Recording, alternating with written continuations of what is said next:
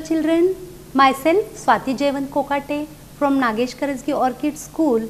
Today we are going to continue with history lesson number 2, that is new kings and kingdoms. So we were discussing about in the last topic or in the last lecture we were discussing and going through about why this tripartite struggle was there. So why it was called tripartite. This prized area means of Kannauj valley. So this prized area was the city of Kannauj in the Ganga valley. Nearby that Ganga valley for centuries, for hundreds of years the rulers were belonging to this Gurjara Pratihara, Rashtrakuta and Pala dynasties. These three were always fighting. They had a fight among themselves to have a control over this Kannauj. So why? Because this Ganga valley, as the more water was there and the land was also very fertile, and water as it is basic need for agriculture and all things, many things, it was very wealthy land. So always this struggle was there in whom for this city of Kannauj in the Ganga valley among rulers of Gurjara Pratihara, Rashtrakuta and Pala dynasties. These three people or these three dynasties fought for the control of this Kannauj city near Ganga valley. Because there were three parties, okay, these were three parties in this long drawn conflict, means always it was a very long drawn, means it was a big conflict, many centuries they were fighting for these things. So the historians often describe them, or they always call them as tripartite struggle. Tri means three. So these rulers also tried to demonstrate their power and resources by building large temples. When they had wealth, okay, children, they had wealth, money, they had laborers, then these kings, these rulers, what they wanted to demonstrate, they wanted to show their power now. Then what things they did? They used these resources to build large temples. So when they attacked one another's kingdoms, they often choose the temples at their targets, and which sometimes extremely was rich. You will read more about this in chapter 5. What they did when they used to target these things, when they used to attack, they used to exploit, or they used to just make attack on these temples and just destroy these temples. So one of the best known such ruler was this Sultan Muhammad of Ghazni of Afghanistan. He ruled from 997 to 1030, okay, and extended control over parts of Central Asia, Iran and northwest part of subcontinents. So what this ruler did, Sultan Muhammad of Ghazni, he raided means what, children? To attack and take away all the wealth of that kingdom, to go to that other kingdom and with soldiers and all attack on that particular region and take all whatever wealth is there, whatever people are there, and to make them work under that particular person. So he raided the subcontinent almost every year. Every year he used to raid all this, R-A-I-D-E-D, okay, it is raid, not red, it is raid you have to say. So this subcontinent almost every year, his target was wealthy temples, including that of Somnath temple of Gujarat, see, which is a very popular temple and which is very wealthy. So what he did, he included these all wealthy temples and he looted or he raided all these temples, this Sultan Muhammad of Ghazni of Afghanistan. Every year he used to do this and collect whatever wealth was there. Much of the wealth Muhammad carried away was to use to create splendid capital city of Ghazni. So he used to carry to his place and build big splendid capital city for himself. So Sultan Muhammad was also interested in finding about more people he conquered. So whoever he conquered, and he was very interested to know more about those people. So what he did, he appointed a scholar, he appointed a man, a scholar person, his name was Al-Biruni, to write an account of subcontinents, of these other subcontinents. People are different, their living is different, how the administration is going on, all these things this person Sultan Muhammad, he wanted to know. So he appointed the person Al-Biruni to write the account of this subcontinent, and this person wrote in Arabic work, okay, and it was known as Kitab al-Hind. And because he wrote all these things, it was very important for as a source for the historians, from where these historians could take all the details of these things, when what was did, when things were conquered, which area was conquered by which king, all these things were very important for the historians to know after thousands of years. So he consulted Sanskrit scholar to prepare this account.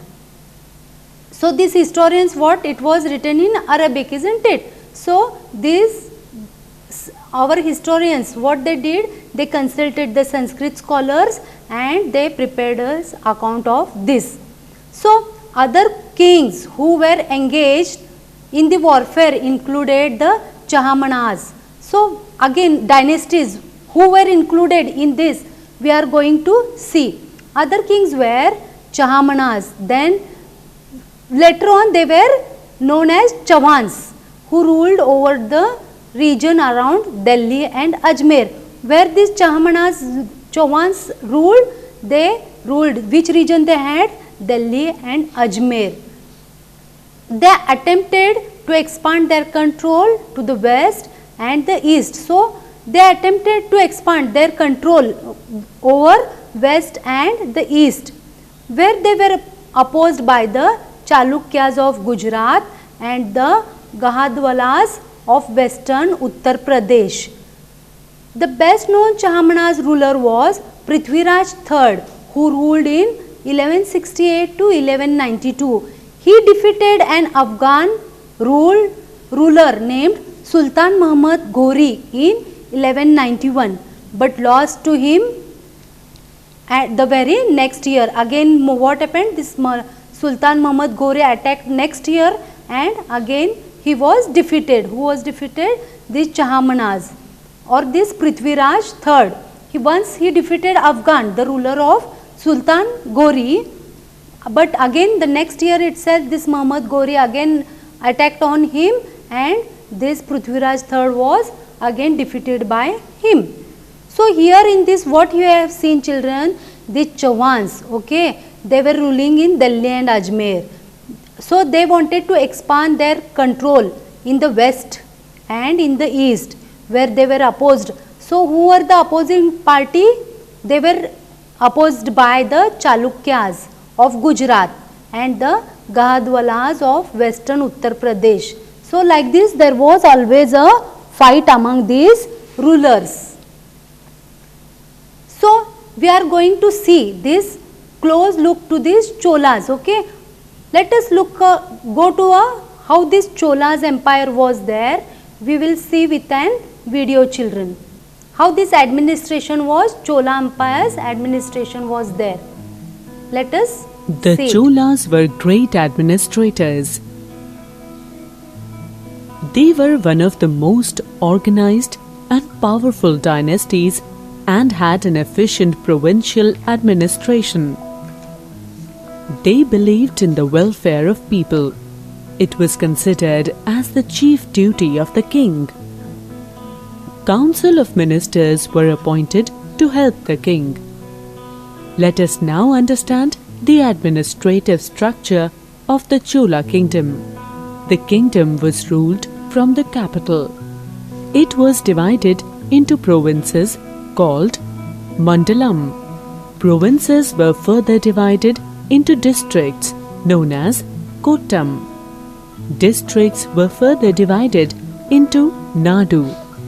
Nadu consisted of villages known as Ur. Agriculture was the main occupation of Ur dwellers.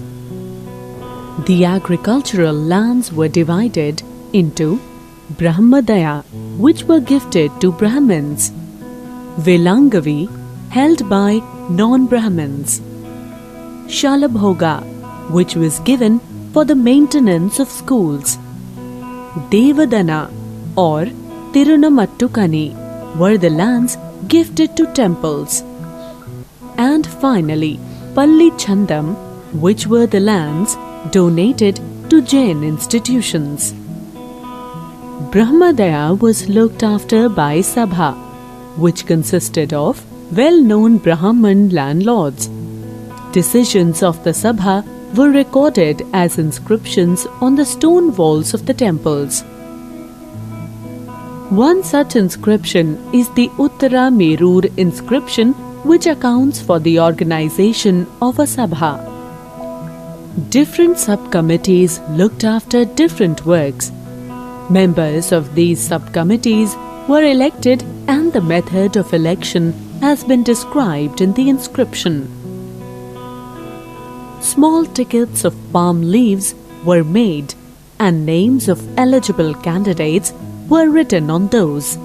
Tickets were then placed in an earthen pot, and a young boy was assigned the task to select a ticket for each committee. Dispensing justice and collecting tax were the main administrative functions during Chola dynasty. The Nadus were fully controlled by the rich peasants of the Vellala caste.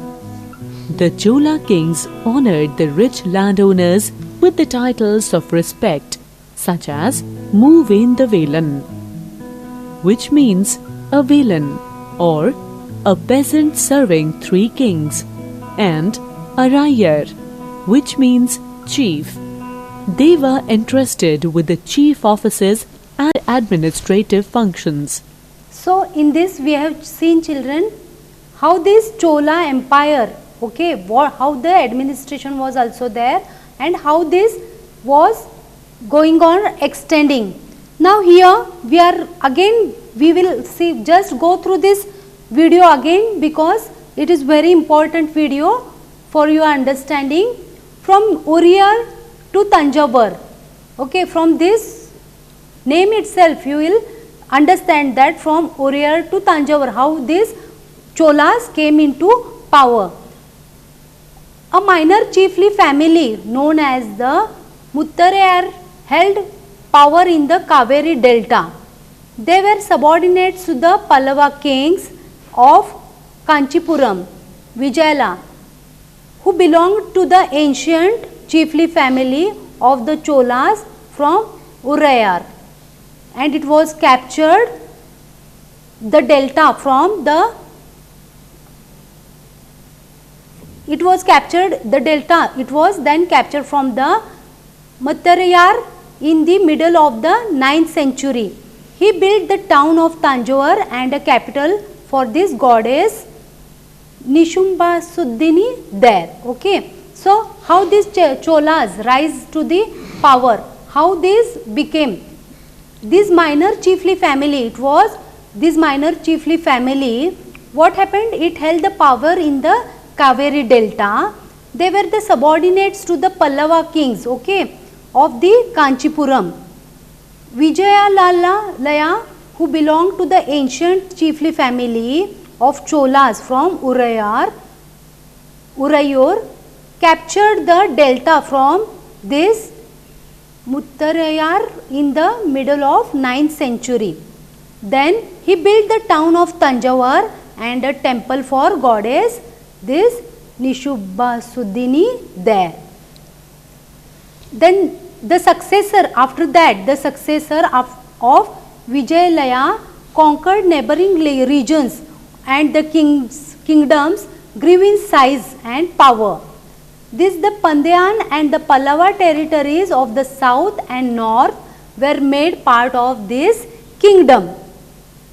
Here Rajaraja first, considered the most powerful Chola ruler, became king in 985.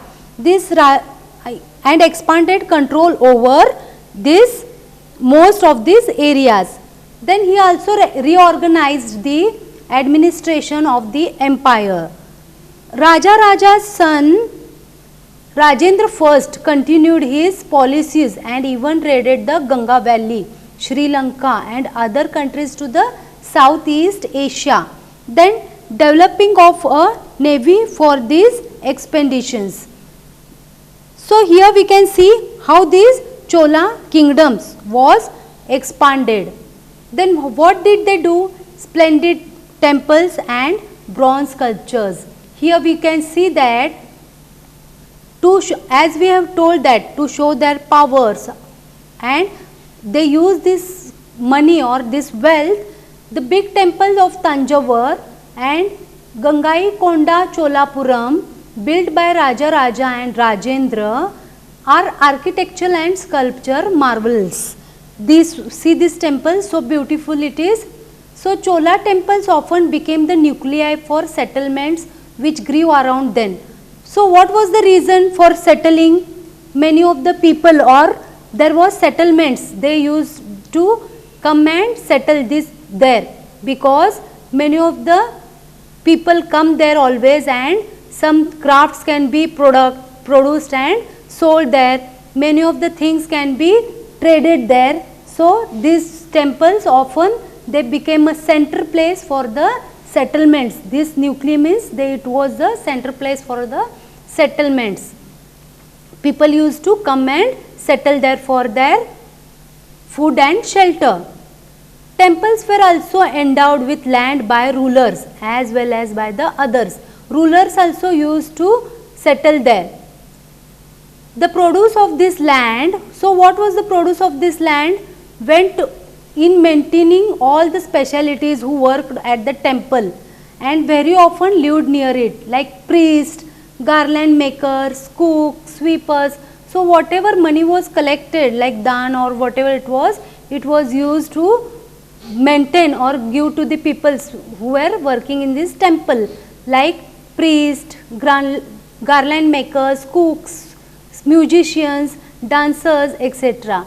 In other words, we can say that temples were not only place of worship, they were the hub of economic, social and cultural life as well. Means see here again the things came, means again money, economic things came, social came, and again cultural life was also very good there. So it can be called like this. Amongst the crafts association with temples, the making of bronze images was the most distinctive. Chola's bronze image are considered almost the finest in the world, while most images were of deities. Sometimes images were made of devotees as well. See, so beautiful, you can see they were very famous among these bronze images. So how was the agriculture and irrigation going on? We can see that agriculture, many of the achievements of the Cholas were made possible through new developments in agriculture. Notice that river Kaveri and its branches, channels, they were going in the Bay of Bengal. Okay. These channels overflow frequently, depositing fertile soil on their banks. As I told you, it was very good land for fertile land for growing crops as well. Water from here was provided for necessary moisture of agriculture, particularly for cultivating rice. Then agriculture also developed earlier in Tamil Nadu. It was only from 5th to 6th century that this area was opened for a large scale cultivation. So forest had to be cleared in some region, land had to be leveled in other areas. So in this delta region, embankments of had to be built to prevent the flooding. See, if there is more water, there will be floods. So canals and these embankments were built and also had to be constructed to carry water to the fields in many areas. So there were in many areas two crops were grown in a year. In many cases it was necessary to water crops, okay, artificially. A variety, so always rain will not be available, so artificially water has to be given. A variety of methods were used for this irrigation. What is irrigation? To provide water for this agriculture. So what were the ways? As we know it, it was well. Well means which was dug for water.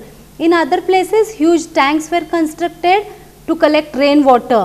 Then that irrigation work requires planning. So what we can say, irrigation work requires planning, organizing labor, resources, maintaining work and deciding on how water is to be shared, to which part it should be given. Most of the new rulers as well as people living in villages took an active part and interest in these activities. So many of the people, they used to participate in these activities. Now we are going to see how this administration of the empire was there. How was the administration organized?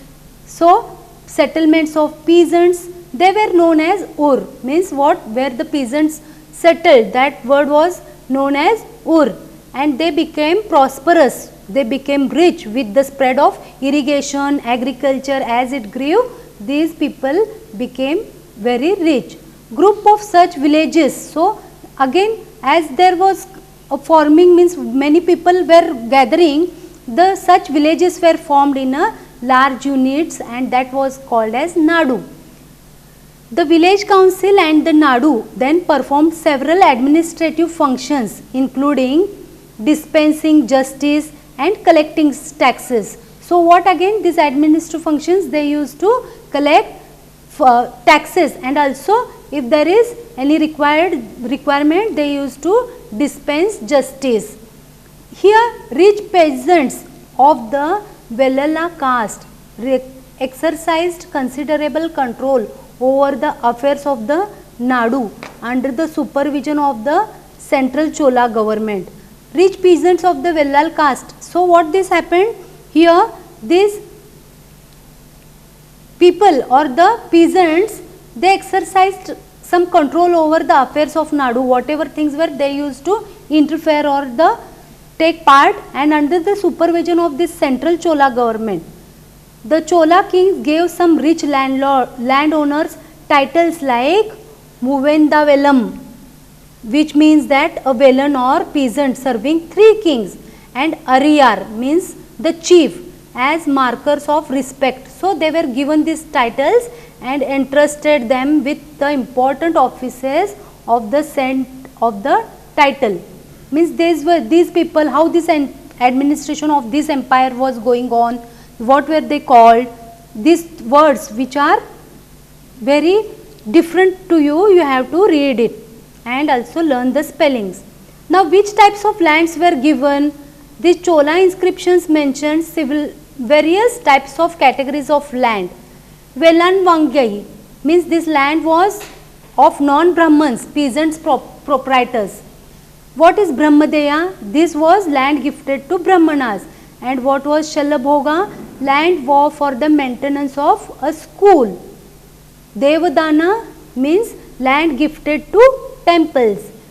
Palichandanam, it is land donated to Jaina institutions. So these are the types, okay, of lands of those times. We have seen that the Brahmanas often received land as grants, okay. As a result, a large number of Brahman settlements emerged in Kaveri Valley as in other parts of the South India. Fine. Then these assemblies worked very efficiently. Their decisions were recorded in the detail in inscriptions, often on the stone walls of the temples. Associations of traders. So what happened, children? They used to get the land from the kings, okay, as a grants.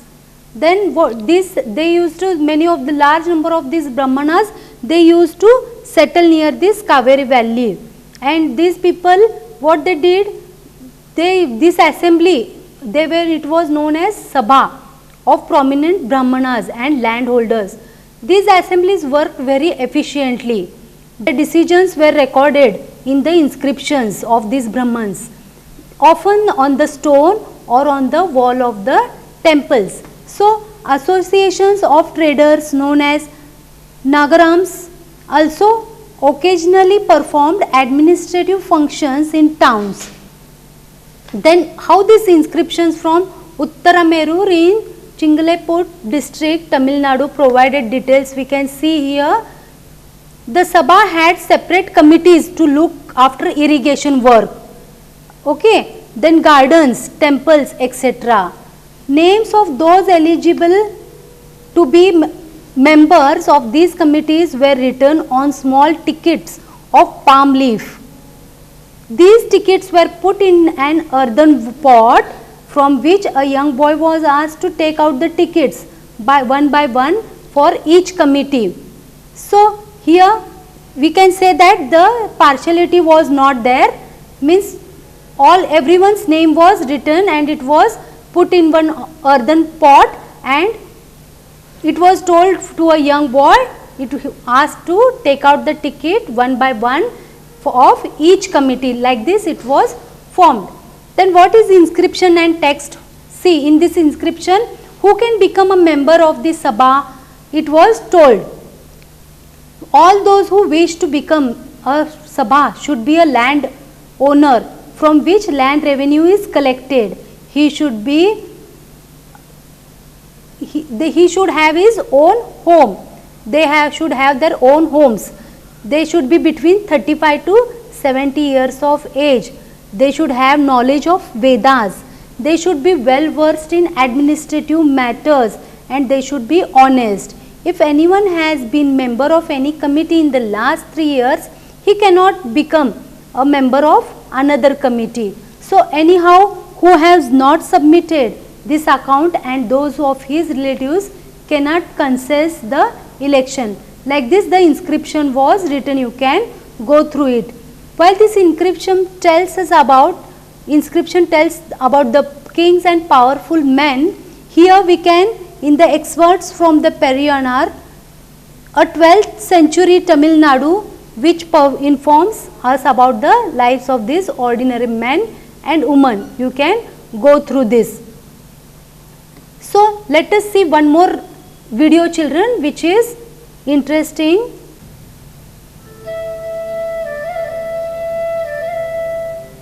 Look at these long tapering structures and their elaborate stone sculptures. These are the temples of Thanjavur and Gangaikonda Cholapuram. These temples are noted for their magnificent architecture and sculptural works. They were built by Rajaraja Chola and Rajendra Chola. The temples were also the centers for craft, economic and cultural activities. Around the temples, many settlements grew. Agricultural lands around the temples were gifted by the kings. These agricultural lands helped to maintain the households of people who lived in and around the temples. In these temples, mostly bronze images were made. One can find the finest bronze statues of the world in these temples. Statues of both the deities and the devotees were made. So, we have seen, children, that in this topic about Cholas, the empires of how the Cholas empire expanded. So, also we have seen splendid temples and bronze sculptures. Then here we have seen agriculture and irrigation, how the administration was also there in the Chola empire. Then we have seen different types of lands, what is Brahmadeya and the other concepts of this Sabha. What are Samantas, what is Mahamandaleshwara, what is Mahasamantas, also Maharaja, Adhiraj, What these all things we have Prashastis. We have seen that in this topic. Just as these new words are there, go through this lesson, read it twice and just understand once again.